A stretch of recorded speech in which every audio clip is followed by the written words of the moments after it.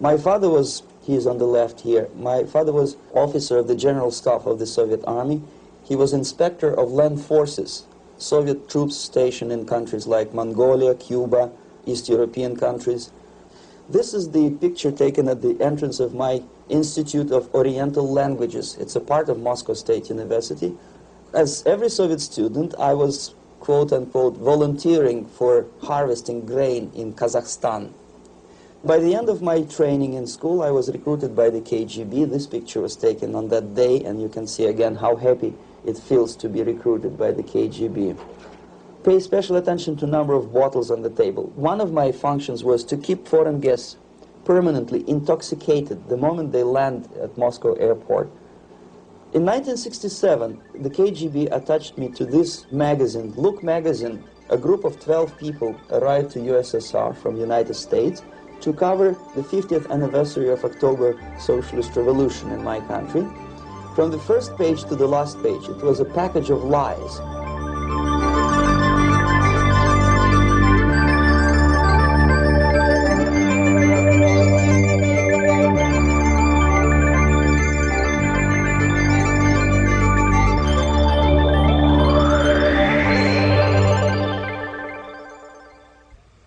Our conversation is with Mr. Yuri Alexandrovich Bezmenov. Mr. Bezmenov was born in 1939 in a suburb of Moscow. He was the son of a high-ranking Soviet Army officer. He was educated in the elite schools inside the Soviet Union and became an expert in Indian culture and Indian languages. He had an outstanding career with Novosti, which was the, and still is, I should say, the press arm or the press agency of the Soviet Union. It turns out that this is also a front for the KGB. One of his interesting assignments was to brainwash foreign diplomats when they visited Moscow. And he'll tell us a little bit about how they did this and how they planted information which eventually wound up in the press of the free world. He escaped to the West in 1970 after becoming totally disgusted with the Soviet system, and he did this at great risk to his life. He certainly is one of the world's outstanding experts on the subject of Soviet propaganda and disinformation and active measures. Mr. Bezmenov, I'd like to begin by having you tell us a little bit about some of your childhood memories.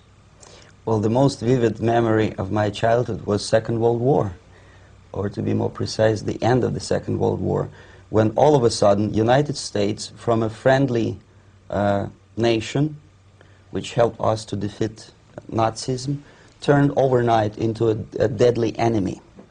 And it was very shocking because all newspapers were trying to present an image of belligerent, aggressive American imperialism. Most of the things that we were taught is that United States is aggressive power, which is just about to invade our beautiful, free, socialist country, that American CIA is dropping Colorado beetles on our beautiful potato fields to eliminate our crops, and each schoolboy had a picture of Colorado bug on the back page of his notebook, and we were instructed to go into collective fields to search for those little Colorado bugs. Of course we couldn't find any, neither we could find many potatoes, and that was explained again by the encroachments of the decadent imperialist power. The anti-American paranoia, hysteria in the Soviet propaganda was to such of such a higher degree that many less skeptical people or less stubborn would really believe that United States is just about to invade our beautiful motherland, and some secretly hope that it will come true. That's interesting. Yes.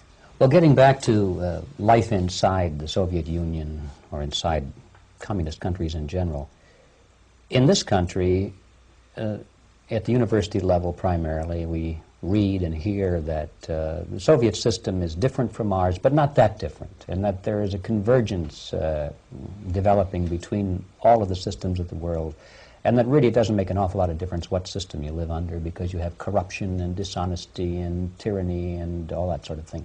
From your personal experience, what is the difference between life under communism and life in the United States?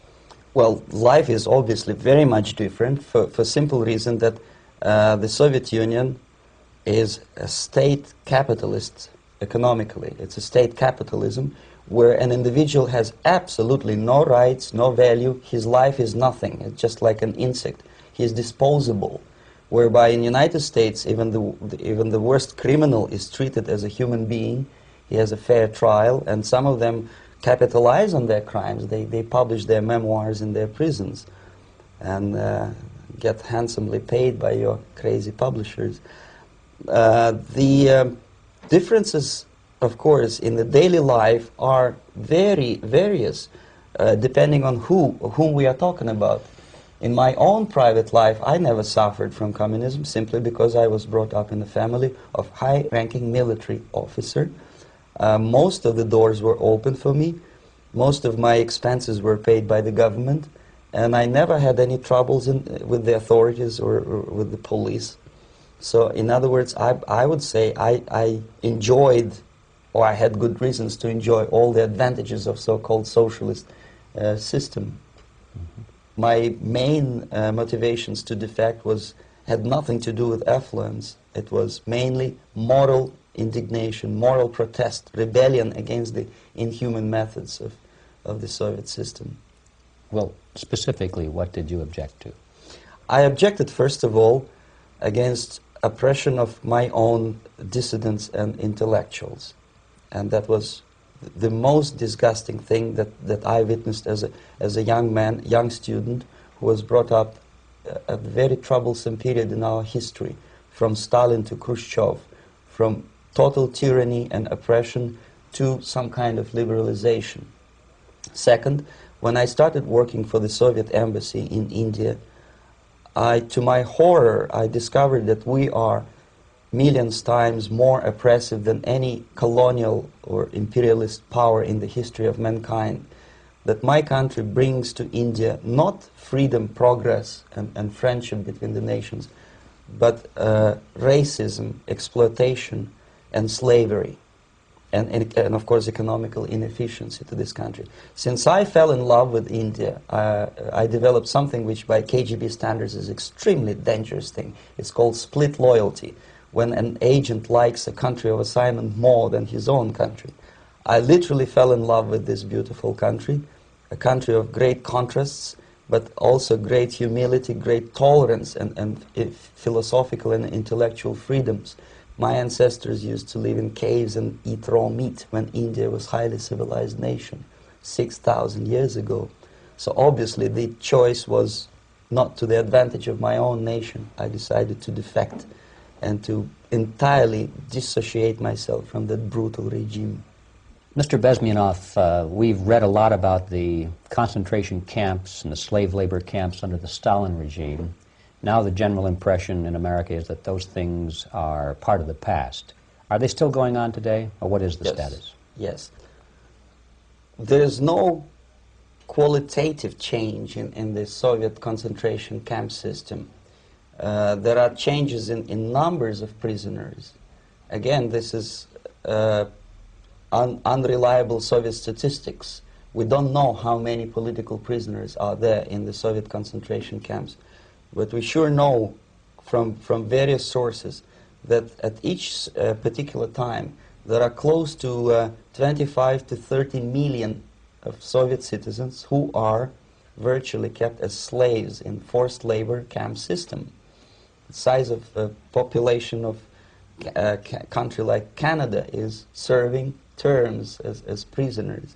Incredible. So I would say that those intellectuals who try to convince American public that concentration camp system is a thing of a past are either conscientiously misleading public opinion, or they are not very intellectual people. They're selectively blind. They lack intellectual honesty when they say that. Well, we've spoken about the intellectuals in this country and also the intellectuals in the Soviet Union. What about down at the broad mass level? Do the people in general, the working people, the workers in general in the Soviet Union, do they support the system? Do they tolerate it? What is their attitude? Well, average Soviet citizen, if there is such an animal, of course, does not like the system because it hurts, it kills. He may not understand the reasons. He may not have enough information or educational background to understand. But I doubt very much there are many people who are conscientiously supporting the Soviet system. There are not such people in USSR.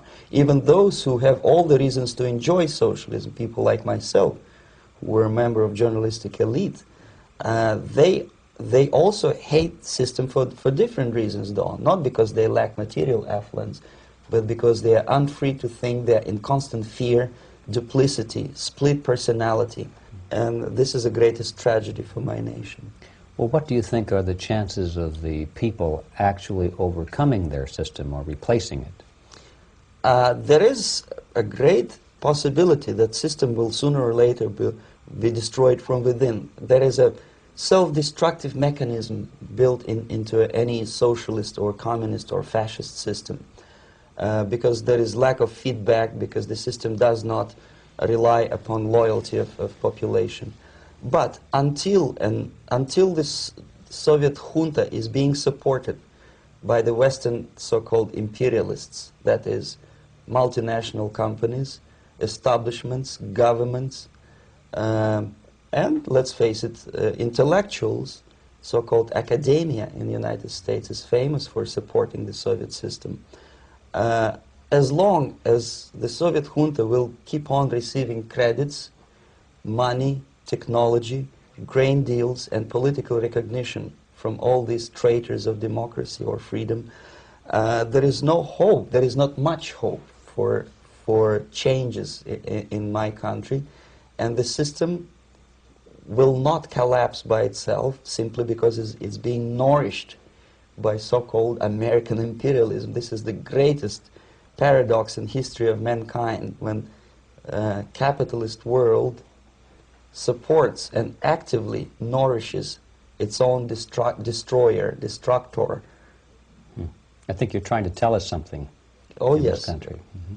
I'm trying to tell you that it has to be stopped unless you want to end up in Gulag system and enjoy all the advantages of socialist equality, working for free, catching fleas on your body, sleeping on the planks of plywood in Alaska this time, I guess. That's where Americans will belong, unless they will wake up, of course, and force their government to stop aiding Soviet fascism. Well, you told us a moment ago why you left the system. I'd like to hear the details of how you did it. It must have been a very dangerous thing.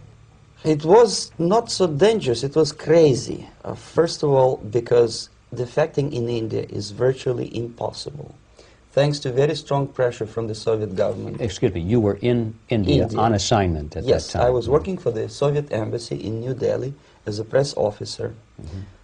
And defecting for a Soviet diplomat is next to impossible. It's a suicide, as I said, because a great friend Indira Gandhi pushed a law through parliament which says, and I quote, "No defector from any country has a right of political asylum in any embassy on the territory of Indian Republic," which is a masterpiece of hypocrisy. No other defector but a Soviet one needs a political asylum.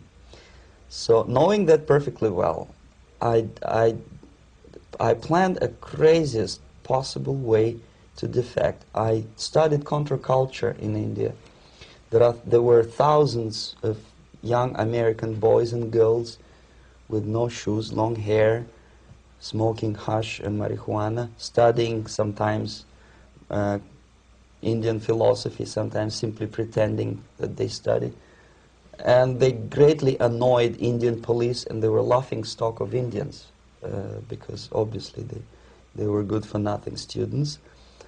I studied carefully where they congregate, what routes they travel, what language they speak, what do they smoke.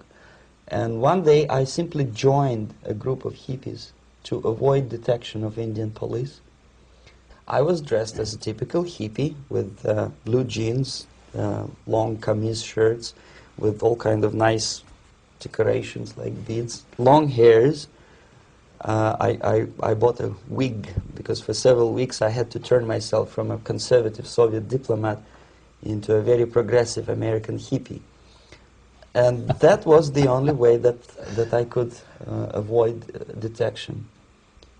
It was very interesting experience, but it was necessary because from my own knowledge as a member of Soviet embassy staff, I knew that there were many cases when Soviet defectors were betrayed by Indian police, and also some Western embassies played a very dirty role in betraying the Soviet defectors.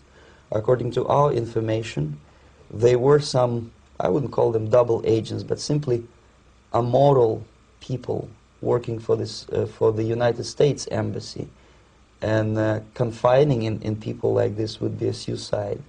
So I had to be extremely careful. I could not trust anyone, and that was the reason for such a crazy way to defect. Well, had you been caught in the act of trying to get out, what would have happened to you? Oh, most likely I would end up in concentration camp, or depending on the situation and on the whim of some bureaucrat in KGB, maybe even executed. This is normal practice, quietly, of course, not publicly. But that would be the end of my defection, of course. Well, when did you finally make it to the United States? In 1970, after about 6 months of debriefing in Athens by the CIA, and I presume FBI too, they let me go first to Germany, then to Canada. That was my decision. I had to change my identity to protect my family and my friends in USSR. And also I was a little bit paranoid, knowing that both Soviet KGB and probably some double agents within the American system may be after me. So I wanted to settle down as far away as possible. I requested CIA to give me some kind of new identity and just let me go on my own. And I settled in Canada. I was a student. I changed many professions, from farm help and laundry truck driver to language instructor and broadcaster for Canadian Broadcasting Corporations in Montreal. Well, have you had any threats on your life or any yes. unpleasant in about 5 years, KGB eventually discovered that I am working for Canadian Broadcasting. I made a very big mistake. I started working for overseas service of CBC, which is similar to Voice of America, in Russian language. And of course, monitoring service in USSR picked up every new voice. Every new announcer, they would make it a point to discover who he is. And in 5 years, sure enough, slowly but surely, they discovered that I am not Thomas Schumann, that I am Yuri Alexandrovich Bezmenov, and that I am working for Canadian Broadcasting, and undermining beautiful détente between Canada and USSR. And the Soviet ambassador Alexander Yakovlev made it his personal effort to discredit me. He complained to Pierre Trudeau, who is known to be a little bit soft on socialism. And the management of CBC behaved in a very strange, cowardly way, unbecoming to representatives of an independent country like Canada. They listened to every suggestion that Soviet ambassador gave, and they started shameful investigation, analyzing content of my broadcasts to USSR. And sure enough, they discovered that some of my statements were probably would be offending to the Soviet Politburo. So I had to leave my job. And of course, subtle intimidations. They would say something like, please cross the street carefully because, you know, traffic is very heavy in Quebec. And fortunately, I know about the psychology and the logic of activity of the KGB, and I never allowed myself to be intimidated. This is the worst thing. This is what they expect a person, a defector, to be intimidated. Once they spot that you are scared, they keep on developing that line And then eventually you either have to give up entirely and work for them, or they neutralize you. They would definitely stop all kind of political activity, which they failed to do in my case, because I was stubbornly working for the Canadian Broadcasting. And in response to their intimidations, I said that, look, this is a free country, and I am as free as you are. And I also can drive very fast. And gun control is not yet established in Canada, so I had a couple of good shotguns in my basement. So welcome to visit me someday with your Kalashnikov's machine guns. So obviously it didn't work. Intimidation didn't work. So they tried different approach, as I described. They approached on the highest level, on the level of Canadian bureaucracy. And at that level they were on successful. that level they were successful. On individual level they failed flat. Mr. Bezmenov has brought a series of slides with him that he has taken from the Soviet Union, and I think this is a good time to take a look at the slides. Yes. Now, the viewers will be able to see these slides as we talk about them. Yes, this is a collection of slides which are, some of them are snapshots from my family album, some of them are documents which I smuggled from the Soviet embassy, and some are reproductions from local mass media. I usually show them to establish my credibility as a defector. This is a picture of my native town, Mytishi, about 20 miles north from Moscow. Characteristically, there is a statue of Comrade Lenin in the central square. This is myself at the age of 7, again, characteristically, and the statue of Comrade Stalin extending his friendly hand to peoples of the world. At that age, of course, I was still idealistically minded young communist, and I still believe that sooner or later things will go for better. But I realized that the system stinks, that something is fishy, and that ideology is fake, and the propaganda about advanced Soviet agriculture simply didn't meet the criteria of reality. If they talk about abundance of food and there is none in the stores, there must be something wrong. My father was, he is on the left here, my father was officer of the General Staff of the Soviet Army. He was inspector of land forces, Soviet troops stationed in countries like Mongolia, Cuba, East European countries. Were he alive today, most likely he would be inspecting Soviet troops in Nicaragua, Angola, and many other parts of the world. Fortunately, he died and he didn't see the disgrace, because deep inside he was a Russian patriot. He didn't like the idea of expanding Soviet military might, especially in the areas where we were not welcomed at all. Unlike many other military officers, he was reporting directly to the Minister of Defense, bypassing KGB and diplomatic service. In other words, he was a trusted military professional. And my impression that this type of people are much less hawkish and adventuristic than party bureaucrats in Kremlin. When American mass media describes Soviet military as potentially dangerous counterpart for Pentagon, I simply laugh, because I know better. I know that the most dangerous part of the Soviet power structures are not military at all. Most likely, if they come to power in my country, they'll be more sensible negotiators for nuclear disarmament and withdrawal of the Soviet troops from many parts of the world. But if someone from the party structure or the KGB structure were to give the orders for a military they have to obey, they would follow because them. they are professional military. But they, you see, the triangle of power and hate in USSR is the party at the top, the party elite, the oligarchy of the party, then the military and the KGB at the bottom. They hate each other. And the most hated triangle, the most hated corner of the triangle is the Communist Party bureaucrats. They are the most adventuristic, senile megalomaniacs. They can start war, I wouldn't be surprised. Not the military. They know what war is. At least my father did. This is the picture taken at the entrance of my Institute of Oriental Languages. It's a part of Moscow State University. I graduated in 1963. And now, excuse me, which one were you on? I am on the right. You're on the right. And on the left is my my schoolmate Vadim Smirnov, who later was a apparatchik in the Central Committee of the Soviet Union Communist Party. What is an apparatchik? It's a functionary, something like civil service in British Empire. Someone who is never fired from the service. He stays there internally. He may not be promoted too high, but he's a dependable bureaucrat who will stay forever. I studied not only languages, but also history, literature, even music. I'm on this picture, I'm trying to learn how to play Indian musical instrument. I even tried to look like an Indian when I was second-year student. Not bad, really. Yes, actually it was strongly encouraged by the instructors in my school, because the graduates of my school were later on employed as diplomats, foreign journalists, or spies.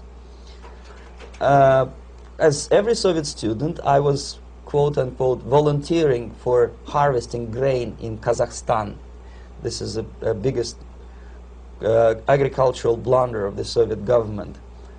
But I didn't have much choice, of course, because the communist motto borrowed from the Bible says, "Those who do not work shall not eat." And you can see me eating, therefore I was working, and you can see how happy I was about it. I went through a very extensive physical and military training, including the military games in areas, suburban areas of Moscow. And here, for example, we are on a tour in Arkhangelsk area. And by the end of my training in school, I was recruited by the KGB. This picture was taken on that day, and you can see again how happy it feels to be recruited by the KGB. Our conversation with Yuri Alexandrovich Bezmenov, who is a defector from the Soviet Union, a former propaganda agent for Novosti and the KGB, will continue after this message.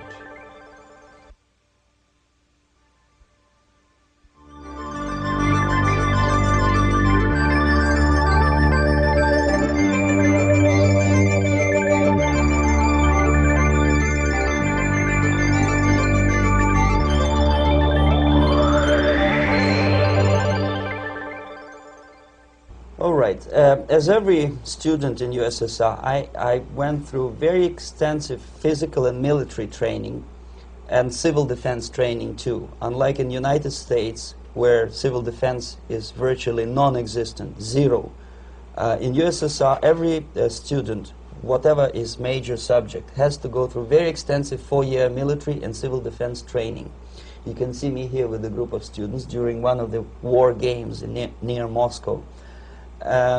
The main idea, of course, is to prepare a huge reserve army of the USSR. Each student has to graduate as a junior lieutenant. In my case, it was administrative and military intelligence service. My first assignment was to India as a translator with the Soviet Economical Aid Group, building refinery complexes in Bihar state and Gujarat state. At that time, I was still naively, idealistically believing that what I was doing contributes to the understanding and cooperation between the nations. It took me quite a number of years to realize that what we were bringing to India was a new type of colonialism, 1,000 times more oppressive and exploitative than any colonialism or imperialism in history of mankind. But at that time, I was still hoping that, well, maybe it's not that bad, could be worse, and things may go for better. And I even tried to implement the beautiful Marxist motto, "Proletarians of all the countries unite." I tried to unite with a nice Indian girl, and I was fascinated by Indian culture, by the family life in this country. But obviously, Communist Party had different plans for my genes, so I had to marry this beautiful Russian girl. In the span of my career, I married 3 times. Most of these marriages were marriages of convenience, on advice from the Department of Personnel.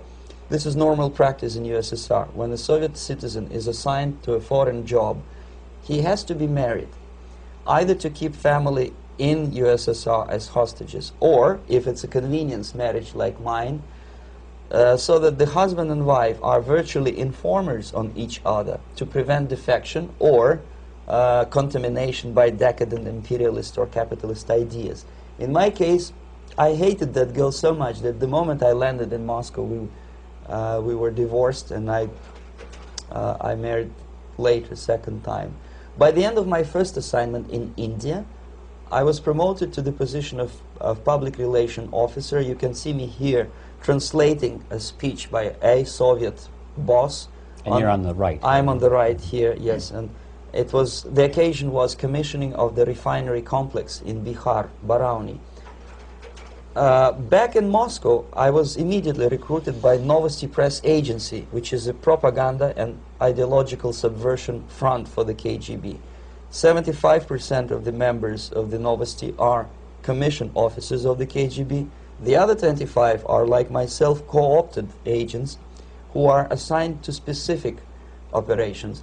In this particular case, you can see me talking to students of Lumumba Friendship University in Moscow. This is a huge school under the direct control of the KGB and Central Committee, where future leaders of the so-called national liberation movements are being educated and selected carefully. And some of them have absolutely, this, for example, is a group of students from Lumumba. They don't look like students at all. They look more like military, and that's exactly what they were. They were dispatched back to their countries to be leaders of the so-called national liberation movements, or to be translated into normal human language, leaders of international terrorist groups.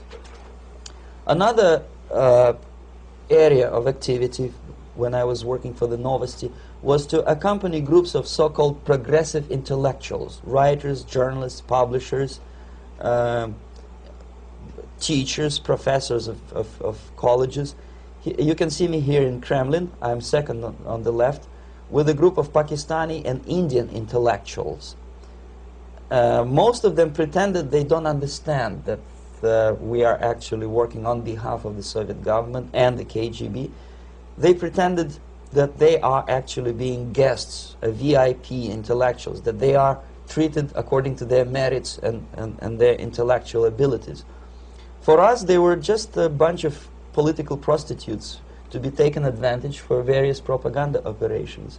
Therefore, you can see perfectly well the senior colleague of mine on the left doesn't really have that much respect on his face, and myself with a very skeptical smile, typical KGB sarcastic smile, anticipating another victim of ideological brainwashing. This is how a typical conference in Novosti headquarters in Moscow looked like. Sitting in the middle is Boris Burkov, the then director of Novosti Press Agency, high-ranking party bureaucrat in the Department of Propaganda. I am standing next to a famous Indian poet, Sumitranandan Pant. He was famous because he was an author. He was the author of a famous poem titled Rhapsody to Lenin. That's why he was invited to USSR, and everything was paid by the Soviet government. Pay special attention to number of bottles on the table. This is one of the ways to kill the awareness or curiosity of foreign journalists. One of my functions was to keep foreign guests permanently intoxicated the moment they land at Moscow airport. I had to take them to the VIP lounge and toast to friendship and understanding between the nations of the world. Glass of vodka, then a second glass of vodka. And in no time, my guests would be feeling very happy. They would see everything in kind of pink, nice color. And that's the way I had to keep them permanently for the next 15 or 20 days. At certain point in time, I had to withdraw alcohol from them so that some of them who are the most recruitable would feel a little bit shaky, guilty, trying to remember what they were talking last night. That's the time to approach them with all kind of nonsense, such as joint communique or statement for Soviet propaganda. That's the time they are the most flexible. And of course, what they didn't understand, they didn't realize or pretended not to realize, that myself, who was drinking together with them, was not drinking at all. I had ways to get rid of alcohol through various techniques, including special pills which were given to me by my colleagues. But they were taking it seriously. In other words, they would consume quite large volumes of alcohol and feel quite uneasy next morning. In 1967, the KGB attached me to this magazine, Look magazine. A group of 12 people arrived to USSR from United States to cover the 50th anniversary of October Socialist Revolution in my country. From the first page to the last page, it was a package of lies, propaganda cliché, which were presented to American readers as opinions and deductions of American journalists. Nothing could be far from truth. These were not opinions. They were not opinions at all.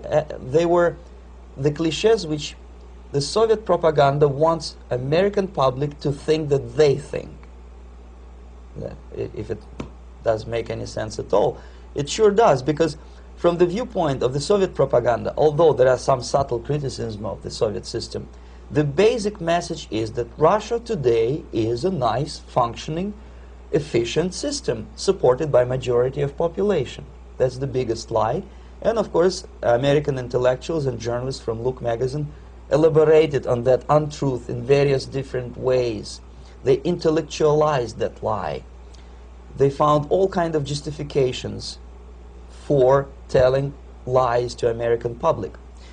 Excuse me, it was partly your job to make sure that they got these ideas, yes, and accepted them as their own ideas. Right. Actually, even before they arrived to USSR, and they paid astronomical sum of money for that visit, they were submitted, this Novosti Press Agency developed so-called backgrounders, 20-25 pages of information and opinions which were presented to the journalists even before they bought their tickets to Moscow.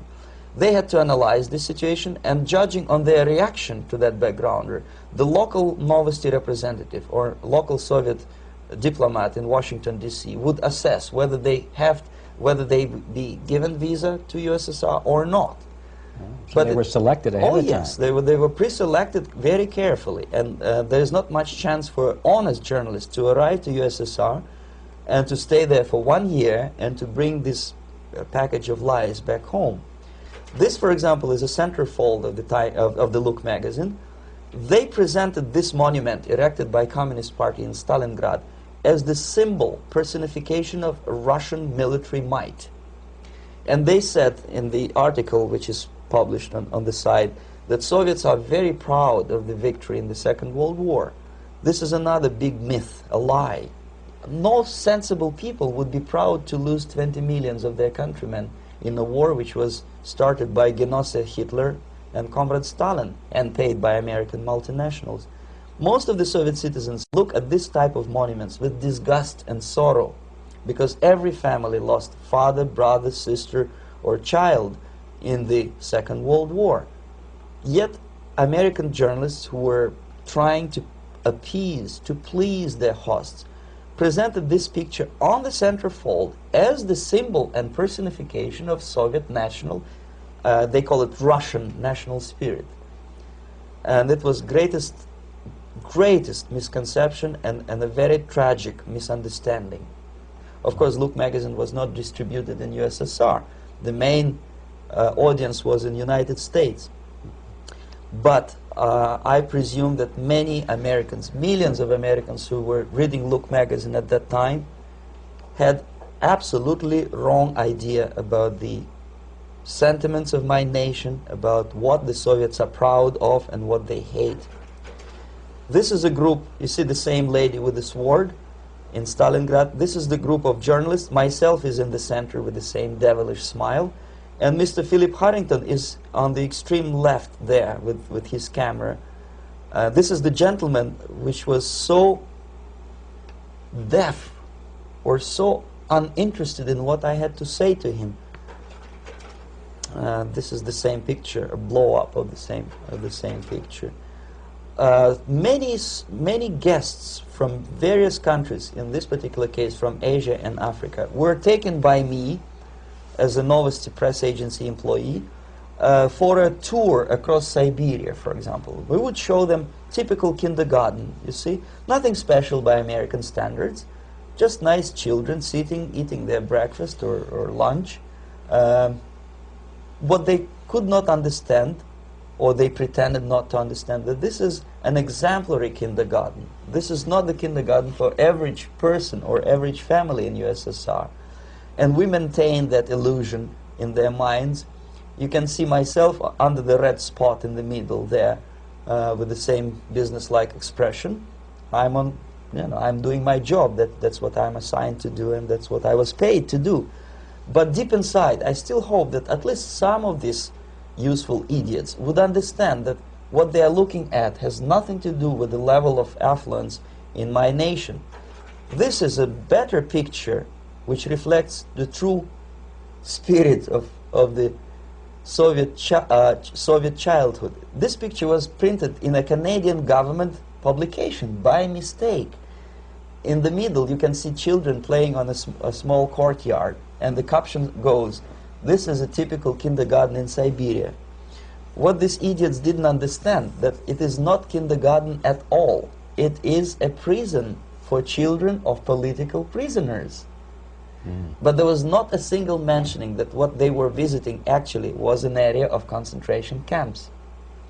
And the job of people like myself to help them to not to notice that they are actually talking to prisoners. Most of the children were dressed, especially on the occasion of the foreigners' visit. Of course, there were no corpses on the ground. There were no machine gun guards. And well, it looks not very pleasant, as you see. It looks dull, but obviously it does not create an impression that this is actually a prison. Well, did any of the journalists have the curiosity to ask about prisons and that kind of thing? Yes. They were in Siberia. This Yes. is what you associate. Yes, some of them asked questions, and naturally we would give them, for the stupid question, we give them stupid answer. No, there are no prisons in Siberia. No, most of the people who you see are free citizens of USSR. They are very happy to be here, and they are contributing to the glory of the socialist system. Some of them pretended that they believe what I was telling them, and most of them, we may discuss it later, what are the motivations of these people? Why would they stubbornly bring lies to their own population through their own mass media? I have various answers to this. There is not a single explanation. It's a complex of explanations. It's fear, pure biological fear. They understand that they are on the territory of an enemy state, a police state. And just to save their rotten skins and their miserable jobs, their affluence back home, they would prefer to tell a lie than to ask truthful questions and report truthful information. Second, most of these schmucks were afraid to lose their jobs, because obviously if you tell truth about my country, you will not last long as a correspondent of New York Times or Los Angeles Times. They will fire you. What kind of correspondent are you? You obviously cannot find common language with Russians if they kick you out in 24 hours. So just by trying to be conformist to their own editorial bosses, they tried not to offend the sentiments of the Soviet administrators and people like myself. Deep inside, I hope they would insult my or offend my sentiments. Obviously, they preferred not to. Another reason, I refuse to believe it, but obviously, there is another reason. Obviously, it's a greed. These people earn a lot of money. When they come back to USA, they claim that they are experts on my country. They write books which sells in million copies, titled like Russians, The Truth About Russia. Most of it is lie about Russia. Yet they claim to be Sovietologists. They play back myth about my country, the propaganda cliches. Yet they stubbornly resist the word of truth. If a person like Solzhenitsyn is either defecting or kicked out of USSR, they try all their best to discredit him and to discourage him. I don't have much chance to appear on national network with a true story about my country. But a useful idiot like Hendrik Smith or Robert Kaiser, they are big heroes. They come back from USSR. They say, oh, we were talking to dissidents in Russia. Big deal. Soviet dissidents are chasing American correspondents in the streets, and they're cowardly escaping from these contacts. For some strange reason, if you want to know more about Spain, you refer to Spanish writers. If you want to learn more about French, you read French writers. Even about Antarctica, I bet you would read Penguins.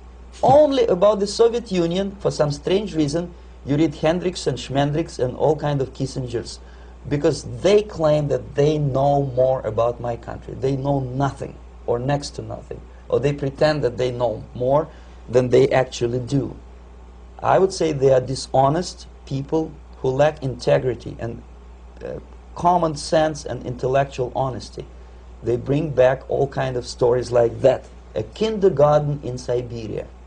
Omitting the most important fact, it's a prison for children of political prisoners. Another greatest example of monumental idiocy of American politicians. Edward Kennedy was in Moscow, and he thought that he is a popular, charismatic American politician who is easygoing, who can smile, dance at the wedding in Russian Palace of Marriages. What he did not understand, or maybe he pretended not to understand, that actually he was being taken for a ride. This is a staged wedding, especially to impress foreign media, or useful idiots like Ed Kennedy. Most of the guests there, they had security clearance, and they were instructed what to say to foreigners. This is exactly what I was doing. You can see me in the same damn wedding palace in Moscow where Ed Kennedy was dancing here. You see, smiling. He thinks he's very smart. From the viewpoint of Russian citizens who observe this idiocy, he's narrow-minded, egocentrical idiot who tries to earn his own popularity through participation in propaganda farces like this. Here you can see myself. On the right, again, exemplary Soviet bride. On the left, 3 journalists from various countries, Asia, Africa, and Latin America. Obviously, they enjoying the situation. They will go back home and write the reports. We were present on a regular Soviet wedding. They were not present on a regular Soviet wedding. They were present, they were parts of a farce, of a circus performance. Another thing which I had to, sometimes risking my life, to explain to foreigners.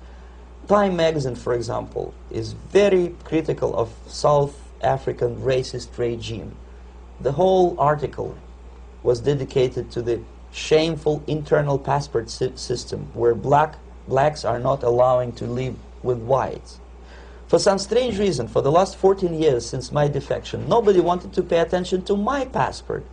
This is my passport. It also shows my nationality, and it has a police rubber stamp, which is called propiska in Russian language, which assigns me to a certain area of residence. I cannot leave that area, same way as this black man cannot leave the area in South Africa. Yet we call South African government racist regime. Not a single Jane Schmonda or Fonda is brave enough, courageous enough to come to media and say, look, this is what happens in USSR. I send a copy of my passport to many American liberals and civil rights defenders and all the other useful idiots. They never bothered to answer me back. This shows what kind of integrity, what kind of honesty these people are. They're a bunch of hypocrites because they don't want to recognize a good example of racism in my country. This is the first stage of befriending a professor. You can see myself on the left with the same James Bond smile. On the right is my KGB supervisor, Comrade Leonid Mitrokhin, and in the middle a professor of political science in Delhi University. The next stage would be to invite him to a gathering of Indo-Soviet Friendship Society. There he is sitting next to his wife before he is being sent to USSR for free trip. Everything is paid by the Soviet government. He was made to believe that he is invited to USSR because he is a talented, sober-thinking intellectual. Absolutely false. He is invited because he is a useful idiot, because he would agree and subscribe to most of the Soviet propaganda cliché. And when he is coming back to his own country, he is going for years and years to teach the beauties of Soviet socialism to newer and newer generations of his students, thus promoting the Soviet propaganda line. The KGB was even curious about this gentleman. It may look innocent. Maharishi Mahesh Yogi, a great spiritual leader, or maybe a great charlatan and crook, depending on from which side you're looking at him. Beatles were trained at his ashram in Hardwar in India how to meditate. Mia Farrow and other useful idiots from Hollywood visited his school, and they returned back to United States absolutely zonked out of their minds with marijuana, hashish, and crazy ideas of meditation. To meditate, in other words, to isolate oneself from the current social and political issues of your own country. To get into your own bubble, to forget about troubles of the world. Obviously, KGB was very fascinated with such a beautiful school, such a brainwashing center for stupid Americans. I was dispatched by the KGB to check what kind of VIP Americans attend this school. That's you on the left. Yes, I'm on the left. I was trying to get enrolled in that school. Unfortunately, the Maharishi Mahesh Yogi asked too much. He wanted $500 American for enrollment. But my function was not actually to get enrolled in the school. My function was to discover what kind of people from United States attend this school. And we discovered that, yes, there are some influential members of family, public opinion makers of United States, who come back with the crazy stories about Indian philosophy. Indians themselves look upon them as idiots, useful idiots. To say nothing about KGB, who looked at them as extremely naive, misguided people. Obviously, a VIP, say a wife of a congressman, or a prominent Hollywood personality, after being trained in that school, is much more instrumental in the hands of manipulators of public opinion and KGB than a normal person who understands, who looks through this type of fake religious training. Why would they be more susceptible to manipulation? I just mentioned that because, you see, a person who is too much involved in introspective meditation. You see, if you carefully look what Maharishi Mahesh Yogi is teaching to Americans, is that most of the problems, most of the burning issues of today can be solved simply by meditating. Don't rock the boat. Don't get involved. Just sit down, look at your navel, and meditate. And the things, due to some strange logic, due to cosmic vibration, will settle down by themselves. This is exactly what the KGB and Marxist-Leninist propaganda wants from Americans, to distract their opinion, attention, and mental energy from real issues of the United States into a non-issues, into a non-world, non-existent harmony. Obviously, it's more beneficial for the Soviet aggressors to have a bunch of duped Americans than Americans who are self-conscious, healthy, physically fit, and alert to the reality. Maharishi Mahesh Yogi obviously is not on the payroll of the KGB. But whether he knows it or not, he contributes greatly to demoralization of American society. And he's not the only one. There are hundreds of those gurus who come to your country to capitalize on naivete and stupidity of Americans. It's a fashion. It's a fashion to meditate. It's a fashion not to be involved. So obviously, you can see that if KGB were that curious, if they paid my trip to Hardwar, if they assigned me to that strange job, obviously they were very much fascinated. They were convinced that that type of brainwashing is very efficient and instrumental in demoralization of the United States. Our conversation with Yuri Alexandrovich Bezmenov, who is a defector from the Soviet Union, a former propaganda agent for Novosti and the KGB, will continue after this message.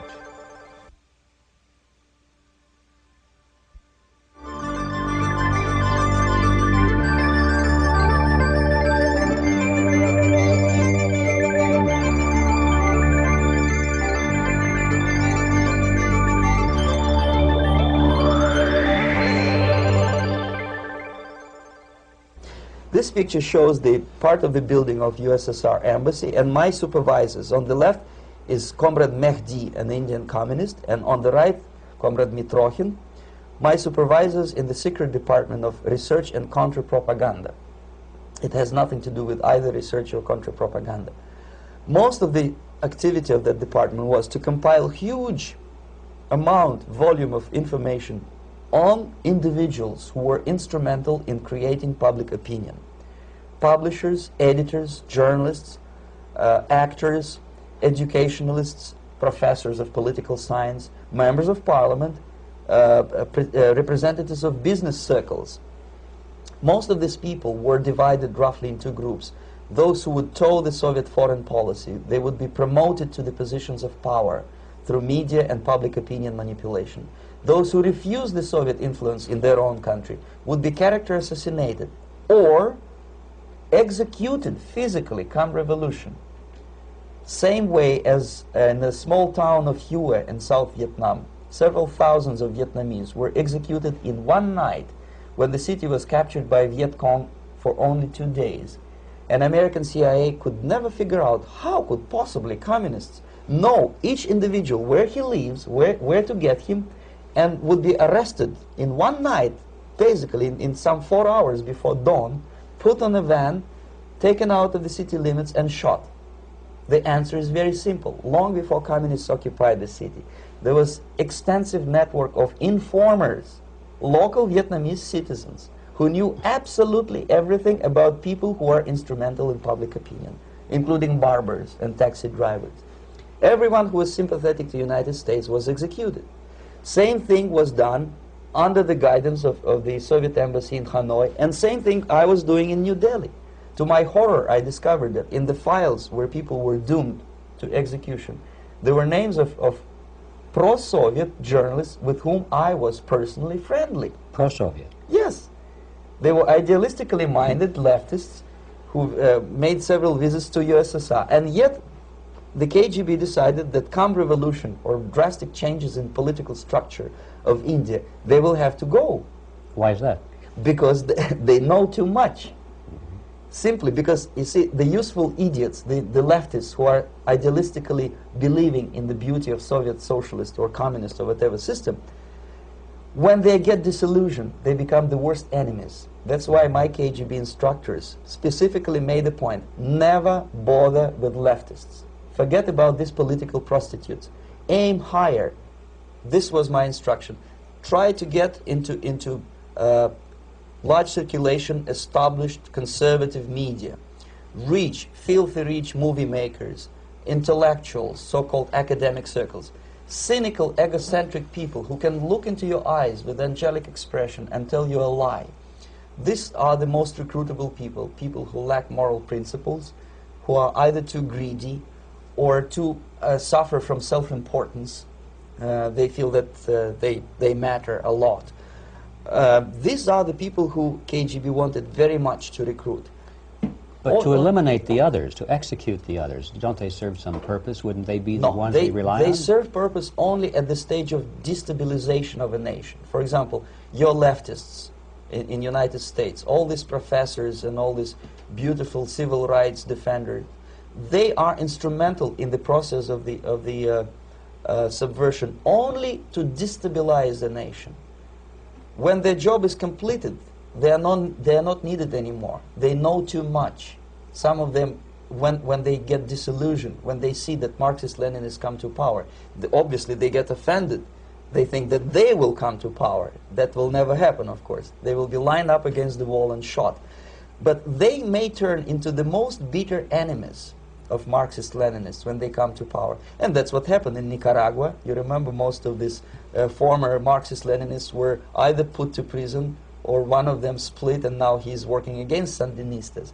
It happened in Grenada when Maurice Bishop was already a Marxist. He was executed by a new Marxist who was more Marxist than this Marxist.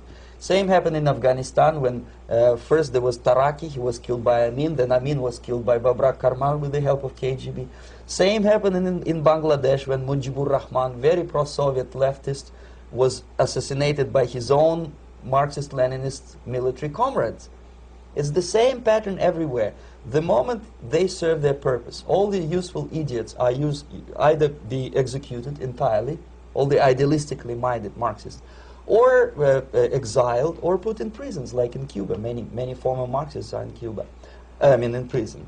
So most of the Indians who were cooperating with the Soviets, especially with our Department of Information of the USSR Embassy, were listed for execution. And when I discovered that fact, of course I was sick. I was mentally and physically sick. I thought that I'm going to explode one day during the briefing at the ambassador's office. I would stand up and say something that we are basically a bunch of murderers. That's what we are. It has nothing to do with friendship and understanding between the nation and blah, blah, blah. We are murderers. We behave as a bunch of thugs in a country which is hospitable to us, a country which with ancient traditions. But I did not defect. I tried to get the message across. To my horror, nobody wanted even to listen, least of all to believe what I had to say. And I tried all kinds of tricks. I would leak information through letters or lost documents or something like that. And still I got no message. The message was not published, even in the conservative mass media of India. The immediate impulse to defect was Bangladesh crisis, which was described by American correspondents as Islamic grassroots revolution, which is absolute baloney. There was nothing to do with Islam, and there was no grassroots revolution. Actually, there are no grassroots revolutions, period.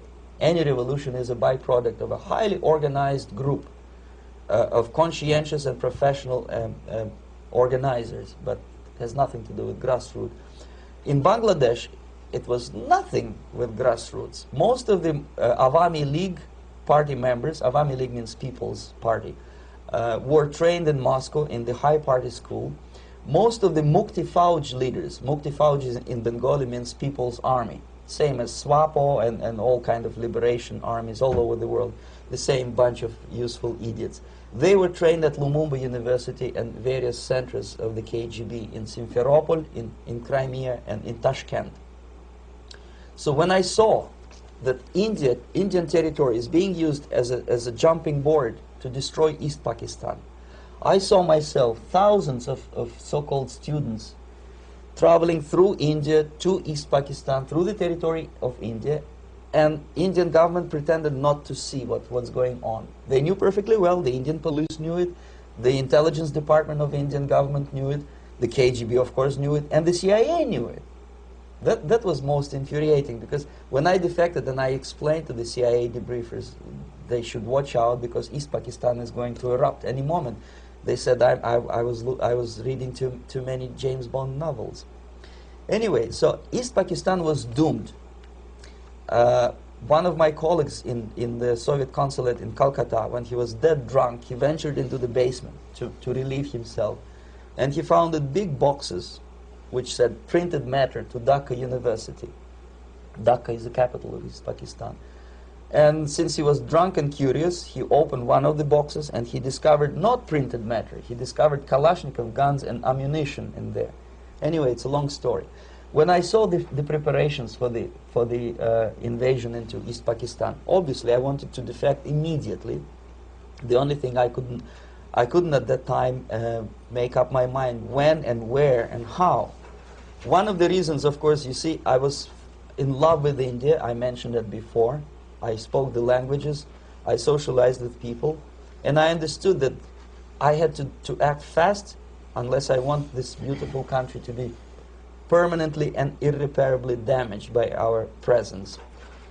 One of the reasons not to defect was, as you can see, I was living in relative affluence.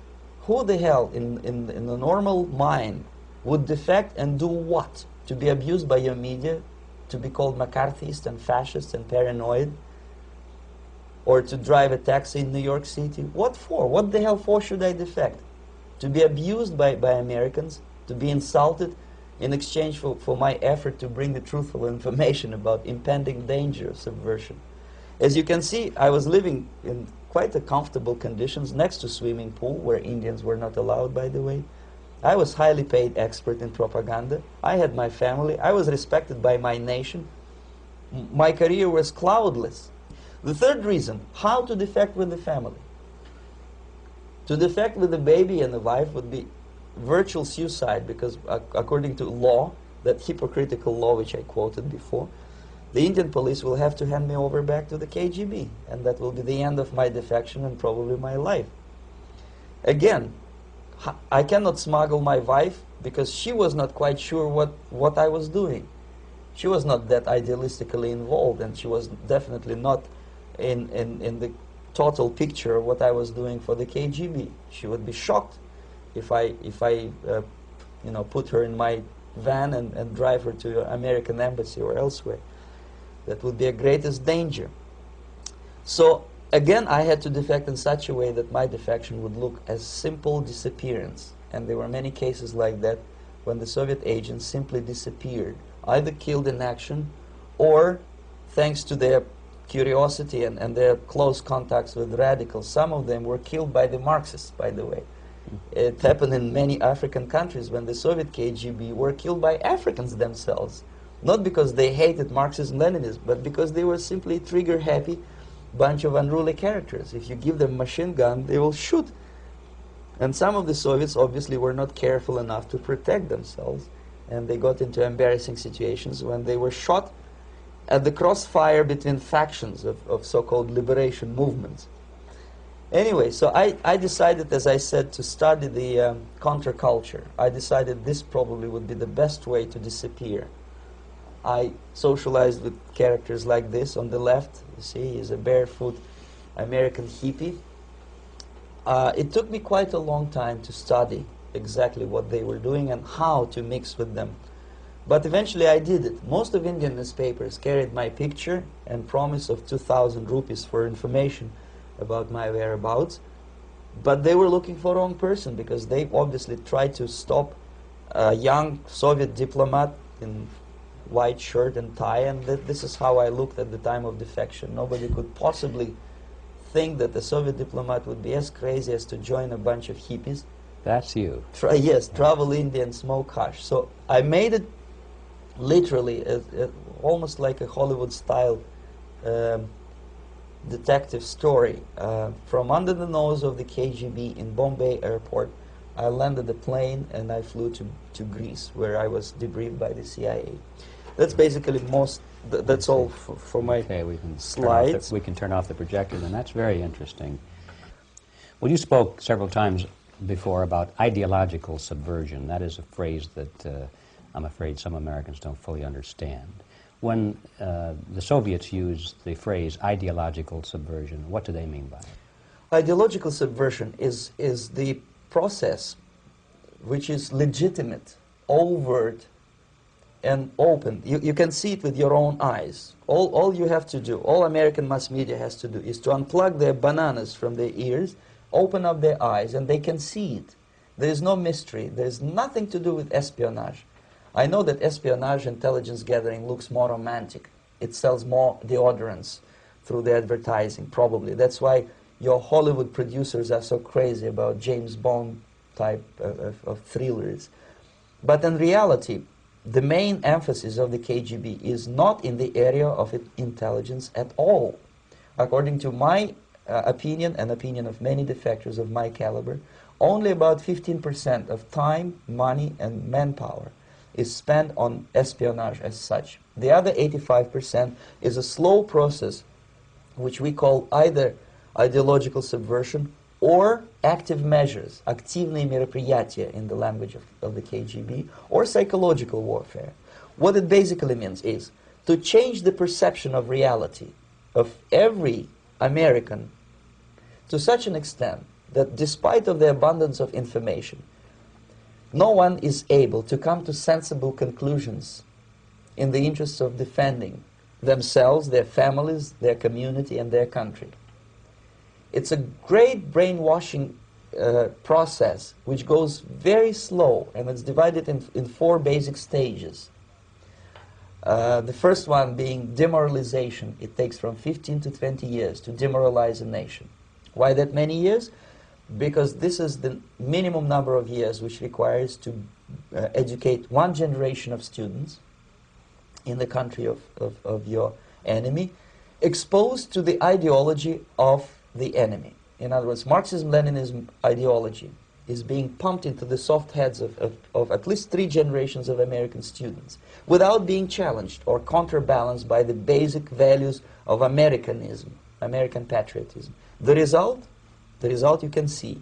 Most of the people who graduated in the 60s, dropouts or half-baked intellectuals, are now occupying the positions of power in the government, civil service, business, mass media, educational system. You are stuck with them. You cannot get rid of them. They are contaminated. They are programmed to think and react to certain stimuli in a certain pattern.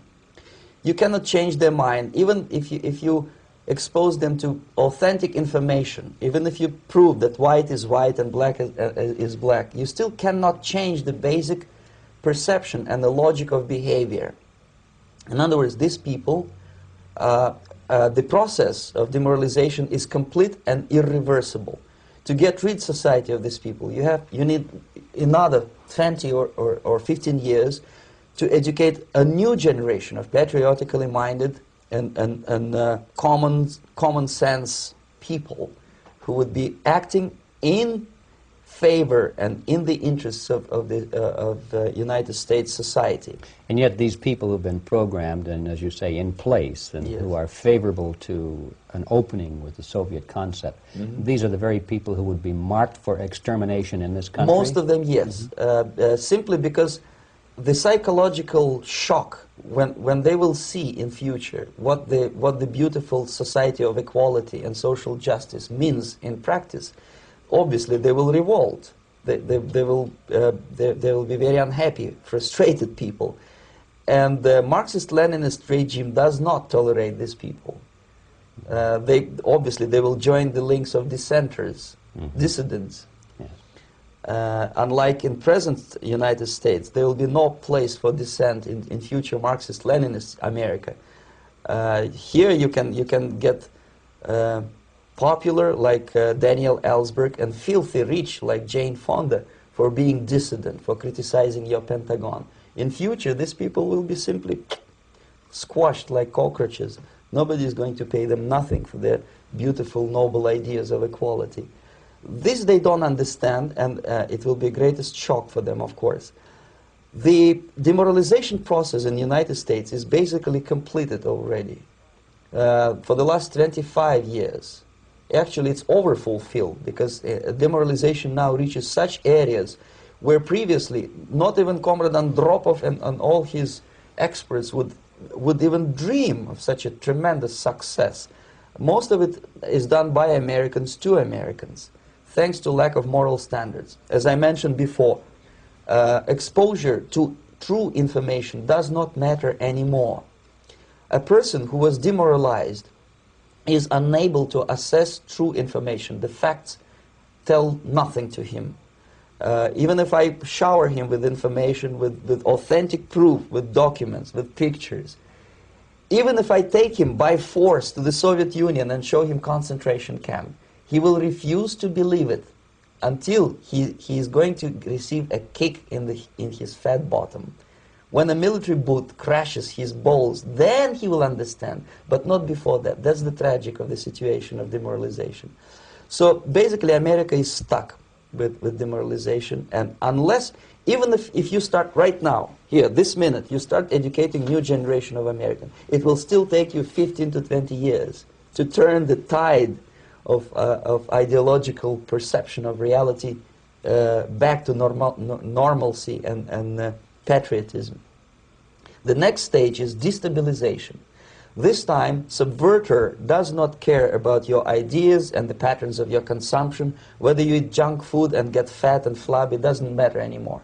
This time, and it takes only from 2 to 5 years to destabilize a nation, what matters is essentials: economy, foreign relations, defense systems. And you can see it quite clearly that in some areas, in such sensitive areas as defense and economy, the influence of Marxist-Leninist ideas in the United States is absolutely fantastic. I could never believe it 14 years ago when I landed in this part of the world, that the process will go that fast. The next stage, of course, is crisis. It may take only up to 6 weeks to bring a country to the verge of crisis. You can see it in Central America now. And after crisis, with a violent change of power, structure, and economy, you have so-called the period of normalization. It may last indefinitely. Normalization is a cynical expression borrowed from Soviet propaganda. When the Soviet tanks moved into Czechoslovakia in '68, Comrade Brezhnev said, "Now the situation in brotherly Czechoslovakia is normalized."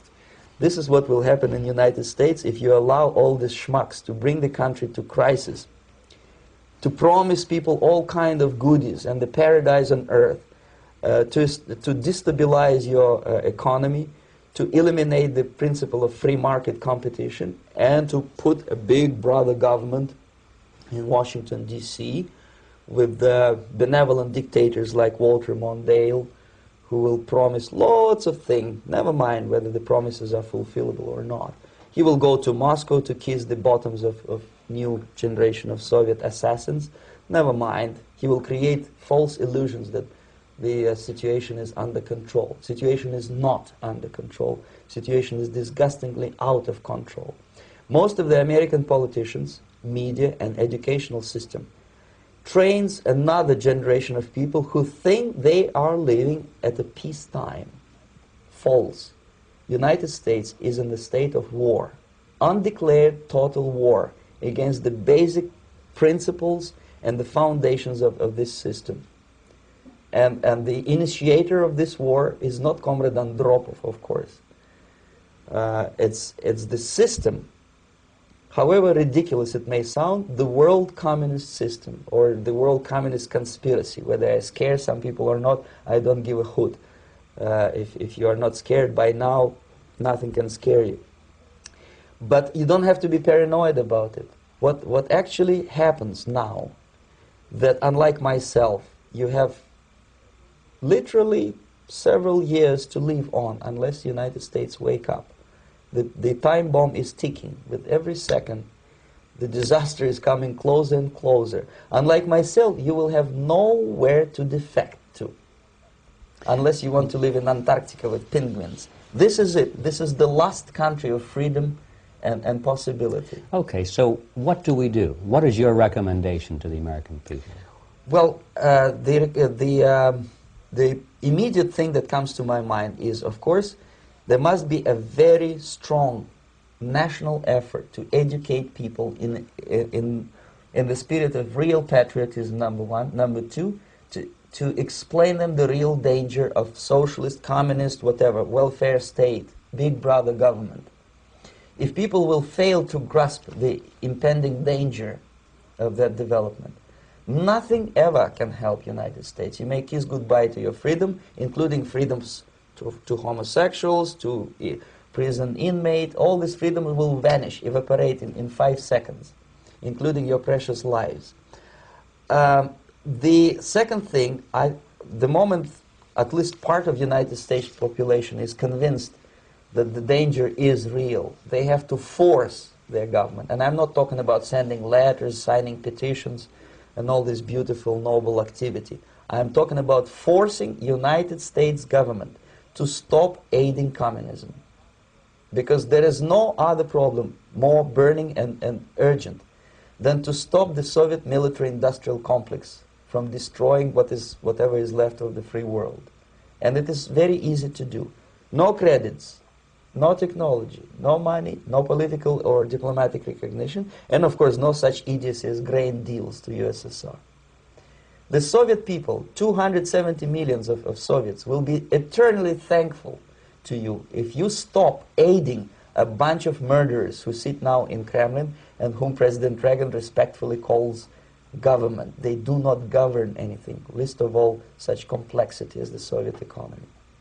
So two very simple, maybe too simplistic answers or solutions, but nevertheless they are the only solutions. Educate yourself, understand what's going on around you. You are not living at a time of peace. You are in a state of war, and you have precious little time to save yourself. You don't have much time, especially if you are talking about young generation. There is not much time left for convulsions and sexual masturbation to the beautiful disco music. Very soon it will go, just overnight. If we are talking about capitalists or wealthy businessmen, I think they are selling the rope on which they will hang very soon. If they don't stop, if they cannot curb their unsettled desire for profit, and if they keep on trading with the monster of the Soviet communism, they are going to hang very soon. And they will pray to be killed, but unfortunately they will be sent to Alaska probably to manage industry of slaves. It's simplistic. I know it sounds unpleasant. I know Americans don't like to listen to things which are unpleasant.